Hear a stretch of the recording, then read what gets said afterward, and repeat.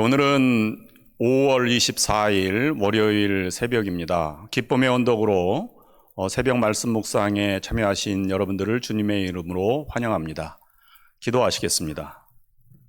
하나님 아버지, 오늘 이 아침도 저희들에게 새로운 날을 허락하여 주시고 새로운 한 주를 저희들에게 또 선물로 허락해 주셨사오니 감사를 드립니다.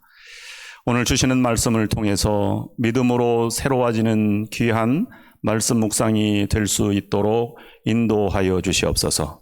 어렵고 힘든 이 삶 가운데에서 하나님 말씀이 우리의 말씀에 빛이 되고 등불이 되게 도와주시옵소서. 예수님의 이름으로 기도드립니다. 오늘 하나님의 말씀은 요한계시록 14장 1절부터 5절 그리고 14절부터 20절까지입니다. 또 내가 보니 보라, 어린 양이 시온산에 섰고 그와 함께 14만 4천이 섰는데 그 이마에 어린 양의 이름과 그 아버지의 이름을 쓴 것이 있도다. 내가 하늘에서 나는 소리를 들으니 많은 물소리도 같고 큰 뇌성도 같은데 내게 들리는 소리는 검은 것 타는 자들의 그 검은 것 타는 것 같더라. 저희가 보좌와 내 생물과 장로들 앞에서 새 노래를 부르니 땅에서 구속함을 얻은 14만 4천인 밖에는 능히 이 노래를 배울 자가 없더라. 이 사람들은 여자로 더불어 더럽히지 아니하고 정절이 있는 자라. 어린 양이 어디로 인도하든지 따라가는 자며 사람 가운데에서 구속을 받아 처음 익은 열매로 하나님과 어린 양에게 속한 자들이니 그 입에 거짓말이 없고 흠이 없는 자들이더라. 또 내가 보니 흰 구름이 있고 구름 위에 인자와 같은 이가 앉으셨는데 그 머리에는 금 면류관이 있고 그 손에는 예리한 낫을 가졌더라. 또 다른 천사가 성전으로부터 나와 구름 위에 앉은 이를 향하여 큰 음성으로 외쳐 이르되 당신의 낫을 휘둘러 거두소서. 땅의 곡식이 다 익어 거둘 때가 이르렀음이니이다 하니 구름 위에 앉으신 이가 낫을 땅에 휘두르매 땅의 곡식이 거두어지니라. 또 다른 천사가 하늘에 있는 성전에서 나오는데 역시 예리한 낫을 가졌더라. 또 불을 다스리는 다른 천사가 제단으로부터 나와 예리한 낫 가진 자를 향하여 큰 음성으로 불러 이르되 내 예리한 낫을 휘둘러 땅에 포도송이를 거두라. 그 포도가 익었느니라 하더라.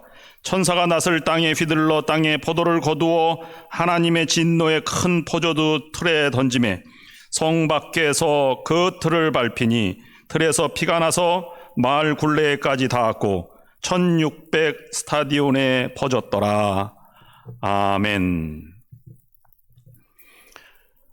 계시록 14장이 쓰여질 당시에는 네로 박해 이후에 초대교회 박해가 계속 진행되어서 아주 극심한 박해의 시기를 겪고 있던 때였습니다. 교회 성도들은 당시에 당하고 있는 이 어려움의 고난의 시기를 어떻게 이겨나갈까 절망 가운데 빠진 사람도 있었고 아니면 견디어내는 사람도 있었을 것입니다. 그 가운데에서 사도 요한은 그들에게 이 절망 가운데에서도 재림할 예수님을 붙들고 신앙을 이겨나가도록 권면하고 있는 말씀입니다. 오늘 본문 말씀에는 먼저 1절부터 5절까지 중요한 14만 4천 명이라는 이런 숫자가 나오고 그 다음에 시온산이라는 그런 말이 등장합니다. 14만 4천 명에 대해서 7장에서 짐승의 인을 받지 않은 14만 4천 명 같은 14만 4천 명인지 학자들의 논란이 많습니다만은 저는 동일선상에서 보아서 7장에서 짐승의 인을 받지 않은 14만 4천 명이 13장에서 극심한 공격에도 불구하고 저들이 시온산에 서서 14만 4천 명이 하나님께 이제 인정을 받는 그런 과정을 여기에서 기록해 주고 있습니다. 이 말씀은 아무리 힘들고 어려워도 반드시 하나님의 승리가 믿음을 지킨 자에게 있다는 것을 우리에게 보여주고 있는 것입니다. 이 말씀이 우리들뿐만 아니라 그 당시에 살아가고 있는 사람들에게 굉장히 큰 용기와 희망을 주었을 것입니다. 먼저 14만 4천 명에 대한 이 모습을 표현하고 있는데 네 가지로 그 모습을 표현하고 있습니다. 먼저는 이마에 짐승의 인이 아닌 하나님과 어린 양의 이름이 쓰여져 있다라고 기록하고 있습니다. 외적인 모습이 그들이 하나님을 섬기는 백성임을 분명하게 나타내주고 있다고 하는 것입니다. 그리고 마음속으로는 저들밖에 하나님의 노래를 부를 사람이 없다고 하는 것 속에서 마음이 하나님을 찬양하는 그러한 기쁨의 마음을 가지고 있는 것을 볼 수 있습니다. 또한 더럽히지 않고 순결한 자들이라고 했는데 어디로 가든지 인도하며 따라가는 이 하나님 어린 양에게 속한 순결, 정절을 지킨 자라고 표현하고 있습니다. 그리고 마지막에는 그의 언어의 말이 거짓이 없고 진실한 사람들이라고 하는 것을 보여주고 있습니다. 우리가 어려움을 겪고 고난을 겪어나가는 것도 중요한데 그 가운데 신앙인의 모습은 적어도 외적인 모습, 마음 상태, 그들의 영의 상태, 그들의 언어 습관 모든 것을 통해서 기쁨으로 견뎌나가는 모습을 보여줄 때 참으로 견뎌나가는 모습이다라고 하는 것을 보여주고 있는 것입니다.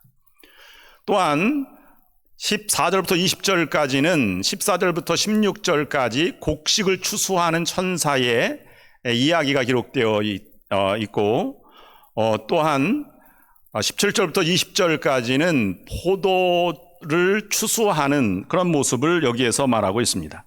14만 4천 명이 시온산에 선 것은 성도들의 구원의 모습을 보여주고 있다면 오히려 후반부에 있는 14절부터 20절까지 있는 말씀은 불신자들의 심판을 나타내고 있는 것입니다. 성도에게나 아니면 불신자들에게나 악한 자나 선한 자나 반드시 종말의 때 마지막은 찾아옵니다. 그러므로 우리가 가져야 할 태도가 무엇인지를 본문에서는 우리에게 보여주고 있는 것입니다. 그것이 마지막을 준비하는 자세라고 하는 것입니다. 그러면 종말을 준비하고 종말의 때를 살아가는 성도는 무엇이겠습니까? 초대교회 교인들은 예수님 말씀을 따라서 내가 진실로 진실로 너희에게 이르노니 여기 섰는 사람 중에 죽기 전에 인자가 그 왕권을 가지고 오는 것을 볼 자들도 있느니라 라는 말씀을 사실 그대로 믿어드렸습니다. 근데 종말이 지연되는 거예요.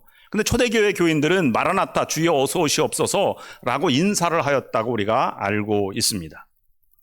그러면 우리는 흔히 고난 가운데 있는 것, 그 살아가는 가운데 종말의 때를 살아가는 사람들이 어떻게 살아갈 것인지를 흔히 이렇게 넘겨짚어서 생각을 합니다. 너무 순교가 많이 일어났고 고난의 세월이 끝이 없으니 차라리 일찍 끝났으면 좋겠다. 그리고 절망적으로 세상을 살아가는 모습 가운데 거룩한 마지막을 준비해 나가는 그런 모습으로 우리가 쉽게 생각을 합니다.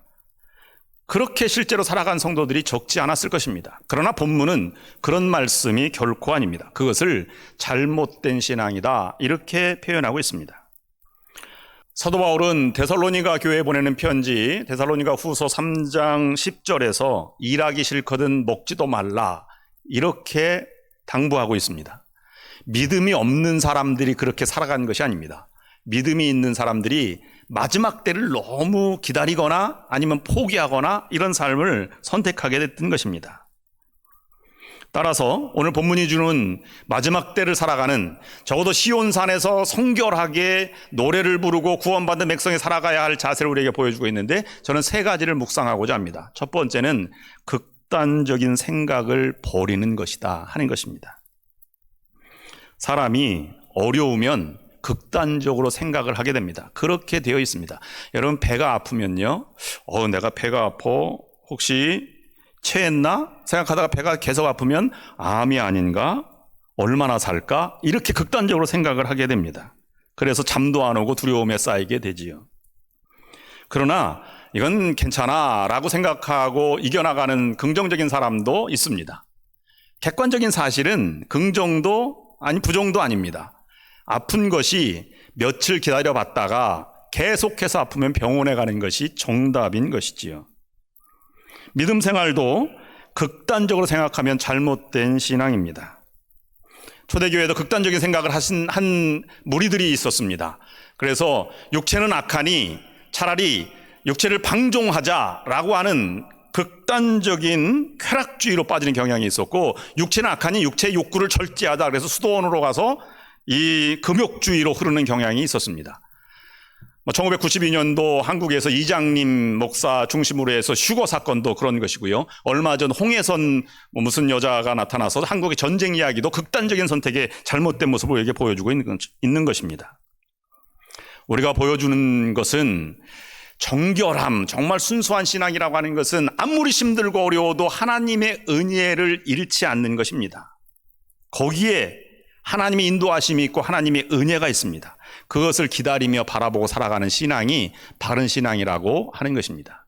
두 번째는 내가 서 있는 곳에 하나님도 함께 서 있다는 인식입니다. 하나님의 은혜를 체험하는 길은 멀리 있는 하나님을 바라볼 때 은혜가 되지 않습니다. 내 옆에 함께 서서 함께 걸어가시는 하나님을 인식할 때 우리는 하나님의 은혜를 체험할 수 있는 것입니다.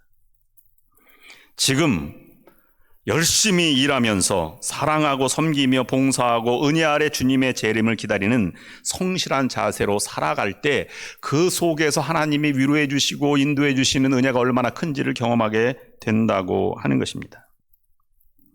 그러므로 내가 그분의 사랑 안에 있음을 확신하며 내가 아니라 그분이 나를 붙들고 있음을 깨달을 때 우리는 하나님이 함께 하심을 경험하며 이겨나갈 수 있게 되는 것입니다. 나를 이겨나가게 하는 것은 내가 강해서가 아닙니다. 하나님을 그만큼 붙들고 살아가는 내 안에 그분이 계실 때, 그분과 함께 걸어갈 때 극복할 수 있는 것입니다. 초대교회는 너무 힘드니까, 그리고 순교가 굉장히 영광의 자리에 오르는 길이라고 하니까 순교를 원했던 사람들이 있습니다. 그러나 의도적으로 순교를 한 사람은 순교의 반열에 들지 못했습니다. 초대교회 순교자들은 주님을 위해 죽은 자들이 아니라 마지막 순간까지 주님과 함께 걸어간 자들이 순교자들이 된 것입니다. 죽음의 순간까지도 주님을 놓지 않는 사람들이 바로 이와 같은 거룩한 그러한 성도들이 된다고 하는 것입니다. 그러므로 우리가 종말을 기다린다, 아니면 고난을 극복해 나간다라고 하는 것은 극복 자체가 중요한 것이 아닙니다. 그건 하나님의 때에 달려 있습니다. 우리가 할 일은 그 속에서 임하시고 함께 고통하시고 함께 위로해 주시는 하나님의 말씀, 하나님의 인도하심을 경험하는 것이 중요한 것입니다. 그러므로 세 번째는 하나님의 인도하심을 깨달으면 지금의 삶에 힘들어도 감격을 잃지 않게 되는 것입니다. 여러분, 병원에 가면 하나님의 은혜를 더 경험한다고 말하지 않습니까? 그것은 무슨 말씀입니까? 내가 힘들 때 그때 하나님의 은혜를 경험하면 인생이 감격이 된다는 것입니다. 그러므로 이 14만 4천 명 초대교회 성도들 거룩한 삶은 그들이 종말의 때를 준비하는 것이 아니라 지금 은혜의 감격 속에 살아가는 그 삶 자체, 그것을 우리에게 누리라고, 우리에게 그 삶을 살아가라고 당부하고 있는 것입니다.